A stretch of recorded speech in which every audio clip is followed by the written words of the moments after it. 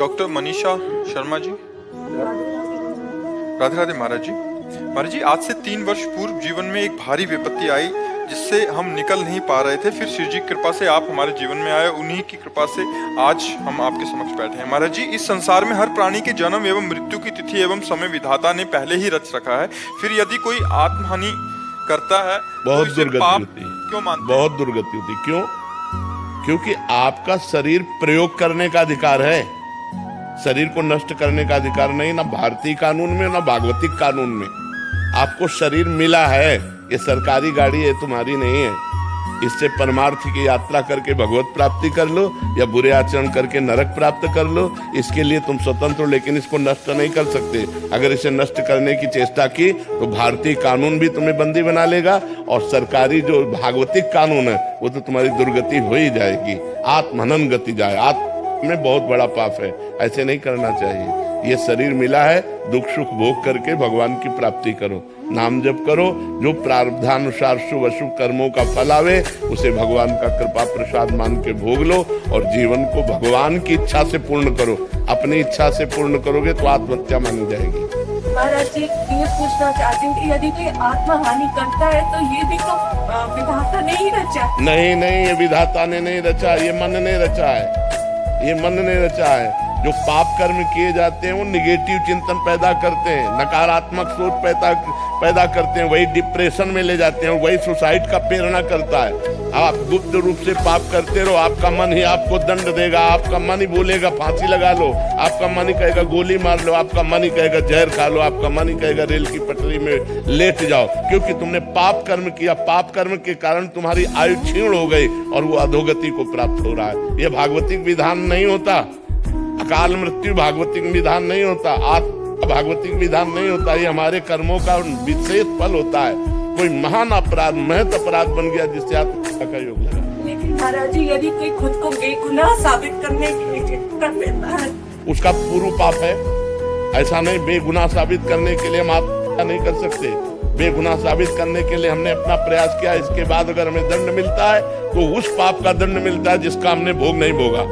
कोई गुप्त पाप है और वो पूर्व का पाप, अभी हम अपराधी नहीं हैं लेकिन मुझे सजा मिल रही है तो मेरे पाप का ही फल भोगने को मिल रहा है, अन्य नहीं। मुझे चाहिए आत्महत्या ना करके उस दंड को स्वीकार करके हम भोग लें, चाहे भले फांसी क्यों ना मिले, तो हमारा पूर्व का सारा पाप नष्ट हो जाएगा, हमें भगवान की कृपा प्राप्त होगी। हमें आत्महत्या करने का अधिकार कदापि नहीं, किसी भी परिस्थिति में नहीं है।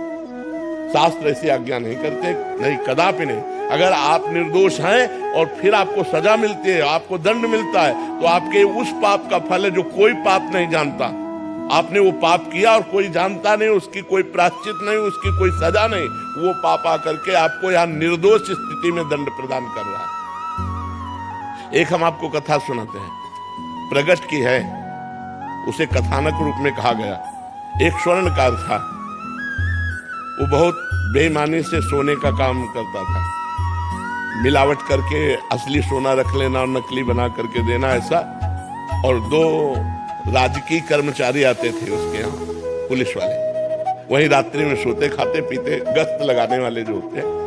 धीरे धीरे मित्रता हुई और धीरे धीरे सारी पोल हो जान गए स्वर्णकार की, और सब पता चलने लगा कि इतनी संपत्ति इसके पास है। अब उन दोनों ने एक दिन प्लान किया कि स्वर्णकार को मार देते हैं, और सब जेवर और सब बॉक्स में बंद करके निकले। तो सामने वाला लघुशंका करने के लिए निकला, सामने वो मकान वाला, उसने देखा तो चोर जो होता है वो सशंकित नेत्र वाला होता है, तो पुलिस वाले सशंकित नेत्र, तो उनका तुम कुछ गड़बड़ करके आ रहे हो, रात्रि में निकल रहे हो, तो उनका जाओ तुम अपना काम करो। तो वो बोले नहीं, हम हल्ला मचा देंगे। तो उनका सुनो, कुछ साझेदार बन जाओ, हम तुम्हें दे देंगे लेकिन तुम चुप रहो। बोले हम बेईमान आदमी नहीं है, हम ईमानदार आदमी हैं। और वो लड़ गया। जब लड़ गया तो उनको केस बनाने में देर न लगी, वो बक्सा उसके पास रख दिया, तुरंत हल्ला मचा दिया और कहा इसने स्वर्णकार को मारा है और स्वर्ण लिए जा रहा था, मैंने गिरफ्तार किया। पूरा का पूरा केस उसके ऊपर आ गया। अब उसको बंदी बना लिया गया। गवाही पुलिस वाले कि इसको हमने घर से निकलते देखा है और ये बॉक्स उसकी चोरी का है और इसने स्वर्णकार को मार दिया, और केस पुलिस वालों ने किया था।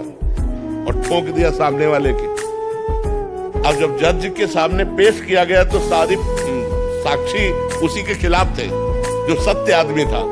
तो उसने रो के कहा जज से कि आप जो सजा देंगे वो तो भोगना ही पड़ेगा, क्योंकि साक्ष्य हमारे खिलाफ है। लेकिन मैं हृदय से कहता हूं मैंने पाप नहीं किया, ना मैंने उसे मारा है, ना मैंने चोरी की है। मैंने ऐसा ऐसा बोला तो मुझे फंसा दिया गया। तो जज के अंदर भगवान बैठे, उन्होंने कहा कि ठीक है हम इसे और खींचते, तारीखें और दी। और एक दिन एक आदमी जो ऐसे ही फुटपाथ में मर गया था, उसके साथ जिसके साथ मुकदमा चल रहा था, सत्य आदमी को, उसको पुलिस वालों को साथ दिया कि आप इसका अंतिम संस्कार कराएं। जब अंतिम संस्कार करने के लिए गए तो एकांत में कहा कि देखा, कह रहा था हमारी बात मान जाते तो कुछ हिस्सेदार बन जाते और आराम से मौज लेते। हमारी बात नहीं मानी ना, फंस गया ना, अब फांसी होगी तेरे को। और उनके जो सत्य आदमी था उसके पास वो वीडियो बनाने वाला कैमरा लगा दिया गया। जज ने सफाई के लिए जब वो गया, पूरा वीडियो सहित पेश किया। तो सत्य आदमी तो निर्दोष था ही। तब जज से उसने कहा कि जब मैं निर्दोष हूं, आज आप जान गए, तो मुझे सालों से पैसा खर्चा करना पड़ा, इतना परेशान रहा, इतना मुझे दुख मिला, ऐसा क्यों? क्योंकि मैं निर्दोष हूं, अब तो जान गए हो ना आप। तो जज ने कहा सत्य बताना, इस जन्म में तुमने कोई ऐसा पाप किया है जिसकी सजा न मिली हो और जिसका प्रायश्चित न किया हो?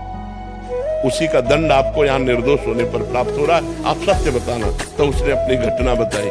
तो वो मृत्यु दंड इधर आकर के उसको फंसाकर इतना दंड दे रहा था। तो ये बात समझ लो कि जो पाप आप लोग भ्रूण हत्या करते हैं, गर्भ हत्या करते हैं, इसका प्रायश्चित करते हैं, और जब इनका परिणाम आता है तो बोले हम निर्दोष थे।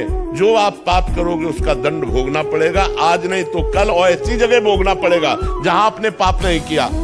हम मानते हैं 100% आप सत्य हो, लेकिन आपका पूर्व का वो गुप्त पाप आपकी ऐसी तैसी कर देगा।